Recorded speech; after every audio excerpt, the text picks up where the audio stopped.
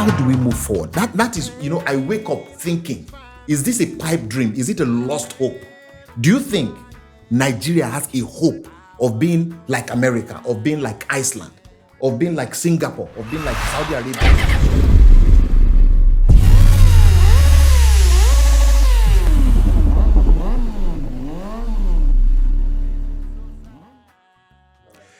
Hello, everyone. My name is Tony Adebola. Everybody calls me the Black Rider. Don't ask me why. I'm a biker, so just leave it as that. So this is the maiden edition of our event, our show. I'm so used to interchanging these words. The Bridge with the Black Rider. Just for understanding, and I know the first thing that comes to your mind when you hear the bridge is a bridge that links one side of a particular place to another. But what we're talking about, the bridge here, we're referring to the part of the ship where a captain sits and steers a ship. It's not necessarily a bridge that you're used to, which is like driving your car over a bridge or walking over a bridge, but the part of the ship right on top of it, at the very, very top of that ship, where the captain who steers a humongous ship actually operates and steers that ship from. And why that part? That bridge is where the captain actually instructs the direction of a ship or anything that happens on that ship.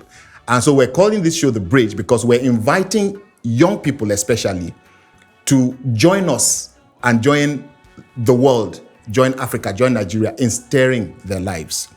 We're going to take a quick break, and then I'm going to introduce my two guests who are friends of mine that I have known for a very long time, that I respect a lot, that I like a lot, and that I fool around a lot with a lot of times. I mean, I like to joke around with these gentlemen. So we'll take a short break, and I'll be right back.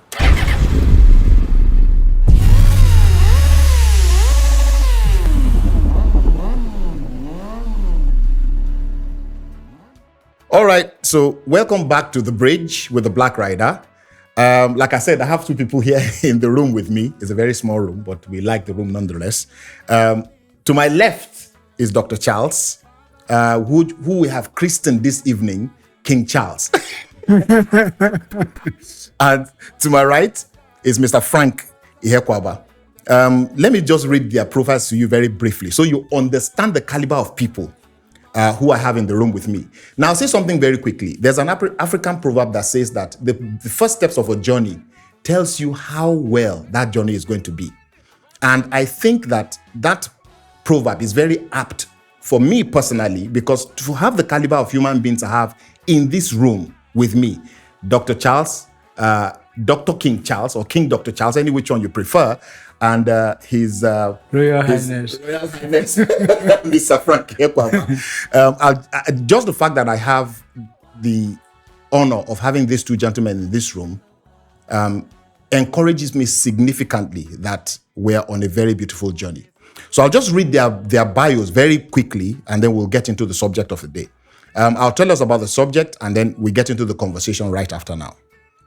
So, Dr. Charles Ngbe is a highly experienced business advisor and practice leader with over 30 years consulting experience in organization development and institutional transformation, people and change management, performance management, compensation and incentives scheme design, people strategy, policy and process development, determination of manning requirements, competency design, staff capacity, assessment and strategy resourcing.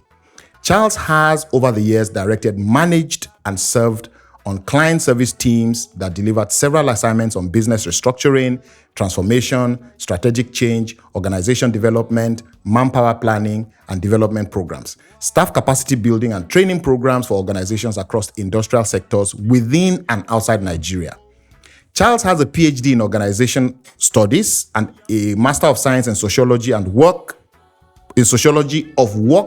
and Occupations from the University of Ife, and BSc Sociology from the University of Calabar, Nigeria.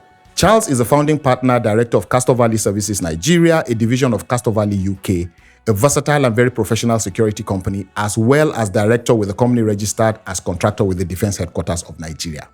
That is about King Dr. Charles. So the next person to my right, of course, is Frank Ihekwaba.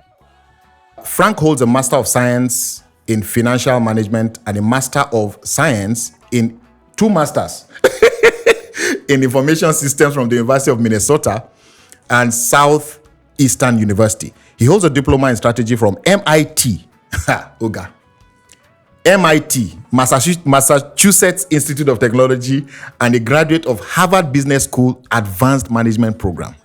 I don't even know if I'm qualified to be in the same room with these 2 gentlemen, but let's just continue. Okay, so Frank has more than 30 years professional experience across consulting, investment banking, oil and gas. He has international work experience in the United States, UK, UAE, Malaysia, and across Africa, Nigeria, Ghana, Togo, Kenya, Tanzania, Uganda, Ethiopia, and the Democratic Republic of Congo. Professional background, Frank has been with PricewaterhouseCoopers, Washington Consulting Practice. He's been with the Washington Consulting Practice. He's been with Owando. He's been with the Peace Alliance. He's been with Nima Capital. He's been with Eroton EMP. He's been with now he's with Wins EMP. Career highlights: Global Risk Management Solutions, Strategy, Chief Financial Officer, Finance and Accounting, Process Design, Mapping and Improvements, Government Services, Mergers and Acquisitions, and then Business Recovery. I don't know whether to close the show now and just go home, but so just to let us understand the caliber of people that we have in the room. So the topic we're discussing today is basically a profitable Nigeria. Is it a pipe dream? A profitable Nigeria. Is it a pipe dream? Now, Nigeria was birthed as a country 63 years ago, 1960, we're in 2020. So 63 years ago, Nigeria became an independent institution. But we've been through our upheavals like every other country or nation on earth.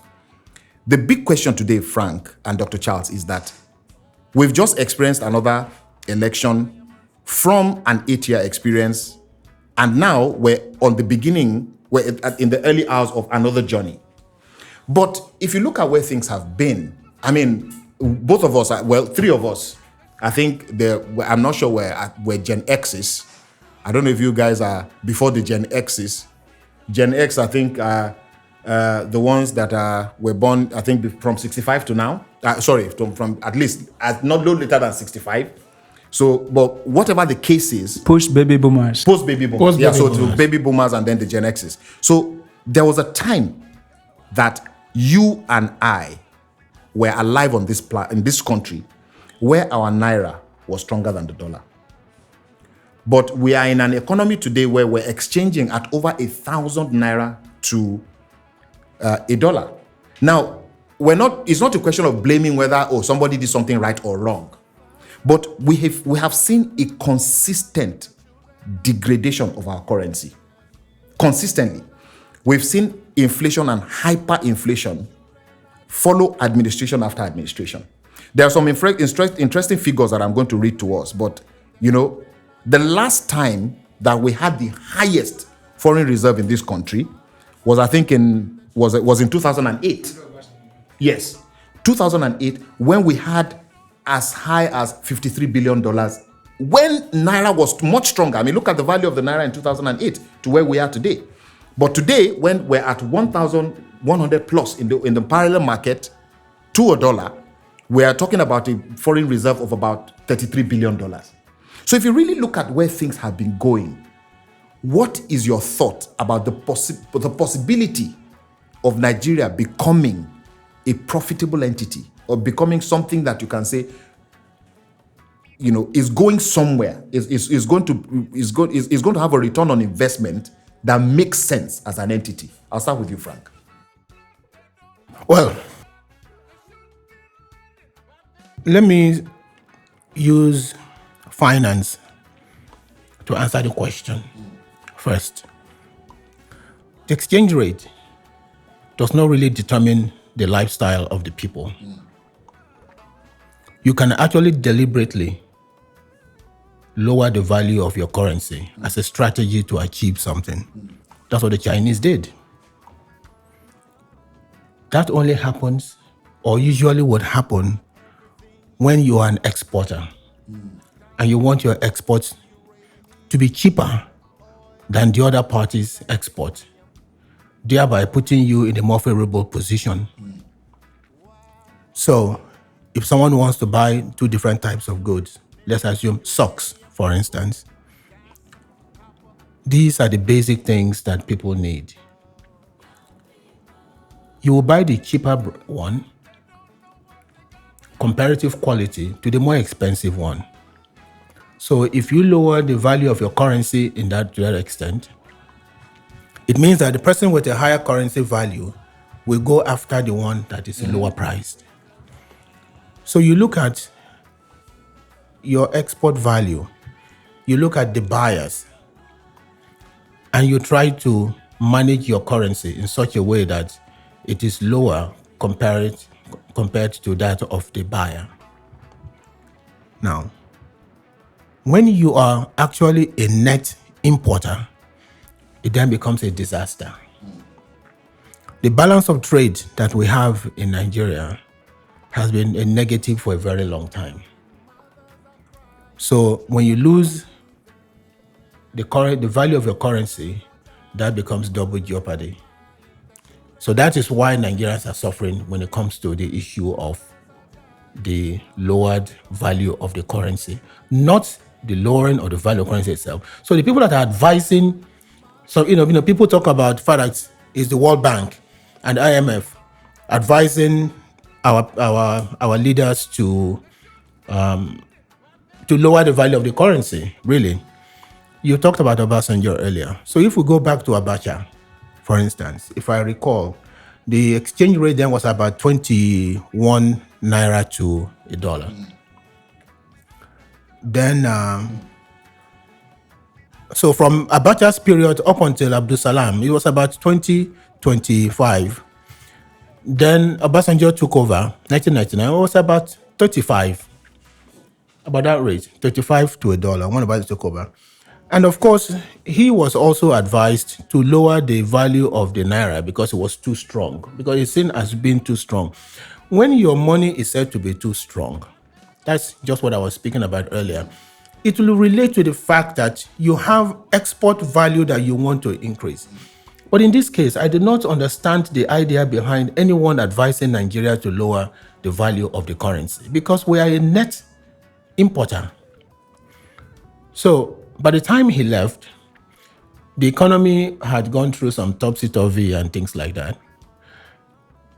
I think it was about 169 or so when the next person, who happened to be Yar'Adua, I believe, stroke Goodluck Jonathan. And it was at that 169 for a while.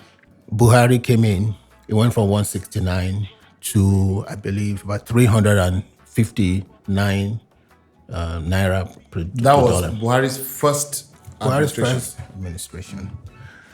Now, where I'm going with this, I'm going to the past first before I now look at the future. And I'm taking it from the period when we went into this republic we are in now, not before then. What I'm going into this is so that we can actually begin to draw a picture as to where we are going and whether where we are going is where we intend to go. I remember the old man, Sir Harrison, the first time we met, the very first thing he quoted was that if you have absolutely no idea where you are going and you wake up in the morning, so you could either head up going towards Ekpe or you could head up towards VI. It doesn't make any difference. It doesn't make any difference. So, but unless you know exactly where you're going, your direction will not be known to you. So, same thing with Nigerian currency. We don't seem to know where we are going, so our direction is not clear to anyone. Now, when Buhari took over, we had a period now where there was actually a mismatch between fiscal and monetary policy. Not only was there a mismatch, there was absolutely no match whatsoever. So monetary policy was going to VI, fiscal policy was going to Ekpe. There was absolutely no reason or rhyme to why the currency was fluctuating. The Nigerian economy, you talked about GDP earlier, the balance of trade made absolutely no sense anymore. So everybody sort of gave up at that point, just simply gave up. So the currency ended up where it ended up. Then this administration came in based on preconceived notions, not as a studied guide. Preconceived notions. The preconceived notions were we are supporting fuel, and all the advice that has been given is Nigeria should stop supporting fuel. By supporting, you mean the subsidy? Subsidy. Every country has subsidy. Every country in the world has subsidy. The US has massive subsidy in agriculture up until today, and they are the food basket of the world. China has subsidy in everything. So the biggest economies in the world still have subsidy. The UK has subsidy. The French have subsidy. Switzerland has subsidy. And they all apply subsidy in a way that is strategic, that achieves the purpose of the country. Now, sorry, Frank, I'm sorry I'm interrupting. And maybe, sorry, just hold that thought. You'll continue from where you stopped. Now, one of the issues with the Nigerian subsidy was this allegation that a lot of our fuel is, because it's subsidized, is also exported to other African countries where fuel is more expensive. Smuggled. Okay, so let me use the right word. Smuggled into other African countries where it is now sold at something close to what the right price is. So that was one of the main issues where the government was saying, we're going to stop this subsidy. So what do you have to say to that? I'll let you finish that before I come to. That is not the problem with subsidy. Okay. This is where I liken it. In my place, they say your house is on fire. Instead of trying to take out the fire, you are pursuing the rats that are coming out of the house. Run after the rats and you leave the fire to burn. The problem is that there is no strategy to what is the subsidy supposed to achieve. Is it achieving its purpose? So I have not heard anyone come out to say this is the intended purpose for the subsidy. It is achieving its purpose. Now, you have turned the lives of poor Nigerians upside down because you want to stop some people from trading the fuel across the border. Has that achieved the purpose? Don't you think it has achieved it? I mean, you've asked a strategic question here. I'm going to steer us back to where the original question is. But Dr. Charles, I want you to respond to what Frank has just raised. Has that achieved or not achieved the purpose? First of all, the decision to even take out the subsidy, what informed that decision? Is it because a bunch of individuals who are aligned with government are taking the fuel out? Are we saying government does not have control of the process of people taking things out of their borders? Open road. Because they are not doing it at night only. And you have, let me share this, I think something you need to know. If you go to small Benin Republic, when you're driving another tour back, you won't see more than one security personnel. Sometimes laying down in a bike, waiting. And when he blows his whistle, everybody stops. That's on the Benin Republic side. Benin Republic side. When you enter the Nigerian borders, you see more than 20 checkpoints of different security agencies. And you know what? You can carry the head of a human being through all of that, and you can't do that in Benin Republic. Okay. So the whole thing boils down to the ruler. You see, I refuse to call them leaders. The rulership. The connivance. In fact, whose interest? Is it a national interest? You see, the more you think about this, the more you go back to thinking, are we a nation state, first of all? if you're a nation state, we start thinking of Nigeria first. Back to We the are question. not a nation state. Back to the question, Dr. Charles. Do you think the removal of the subsidy has in any way reduced or dealt with the issue of smuggling fuel from Nigeria when it is bought at a lower price and being sold? Who says do you think it has dealt with it has not? First of all, just definite answer, no. Because once you take it, they will see smuggle it out. The price where it's supposed to be smuggled has gone It has up. gone higher, that's all. That's as simple as that. Okay. So it has not achieved anything. And because of that, you have turned the lives of hundreds of millions of people upside down. Because you want to achieve a small purpose. That's why I asked the question, what is a strategic interest? Because But sorry, Frank. But before we proceed also, there's also the problem that Nigeria does not even have the funds to support the subsidy of fuel. well, now you're talking. Now that is where I was going. When I said strategic interest, if you support agriculture, it is because you want to make yourself both internally and externally strong in the area of agriculture. And that is with the whole idea of fiscal policy support. If you support textile, it means you want to be the giant in area of textile. That's the purpose. What is the purpose for fuel subsidy? What is strategic interest for fuel subsidy? That's why I asked Very, the question. very, very, very important question. So now, if it is only to alleviate the cost of fuel for Nigerians, because it is the one thing that Nigeria has in abundance, then what is the concern about somebody smuggling it out as a reason to stop it? That's why I asked the question, what is the strategic purpose for the subsidy? So in all the hula baloo about the subsidy and on the unaffordability of it, now, how then do you now go to another angle of it, where you are borrowing to provide subsidy? We'll take a very quick break, and then we'll come back again in the next few seconds. So back to the question, Frank, and to you, Dr. Charles. I'll let Frank take 1 or 2 minutes to talk about it, and then back to you. Nigeria does not have the funds. We're coming back for the next 15 minutes. We're going to be talking about the real question of, can Nigeria become a viable entity, or is it just a pipe dream? Now, we don't have the funds. We're talking about a foreign reserve for a country of today, 223 million people. I'm coming back to this issue very quickly, but we have $33 billion, which is not up to half of what certain entities have in cash. Certain companies in the world have 50, 60, 70 billion dollars in cash reserves.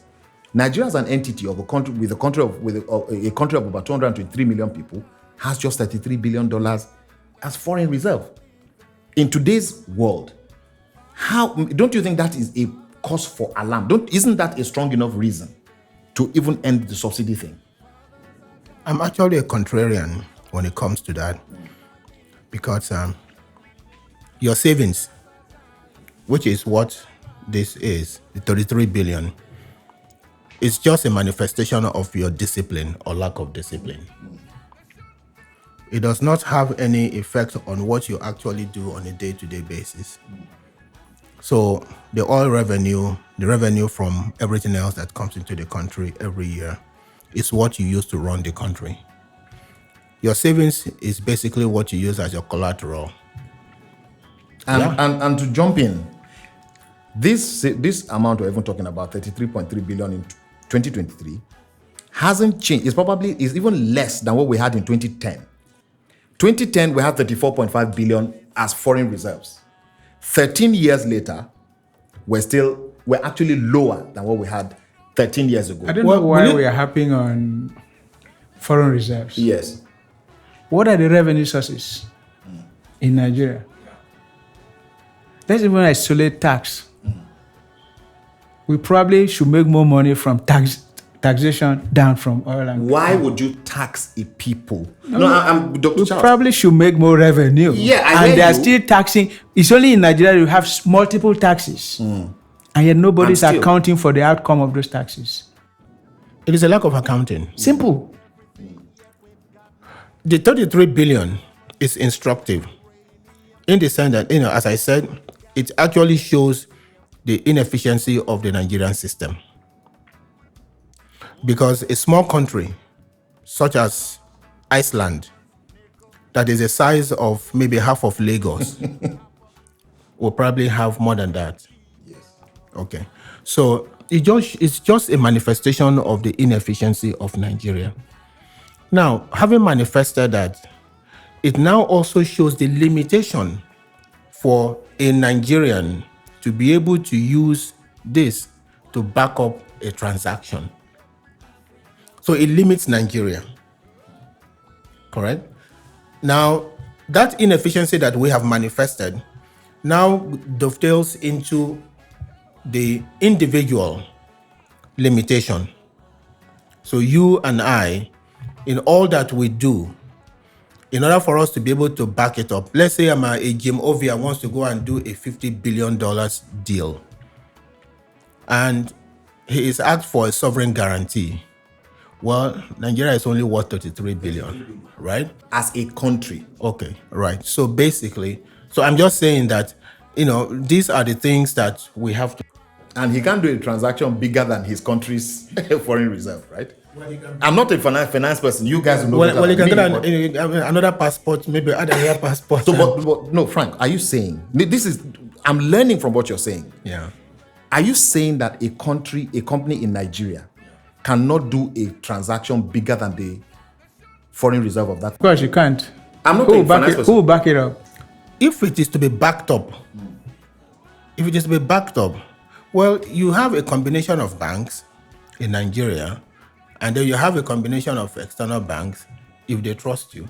But the external banks are going to say, your entire destiny here is worth only 33 billion, and you're asking us to back you to the tune of 50 billion.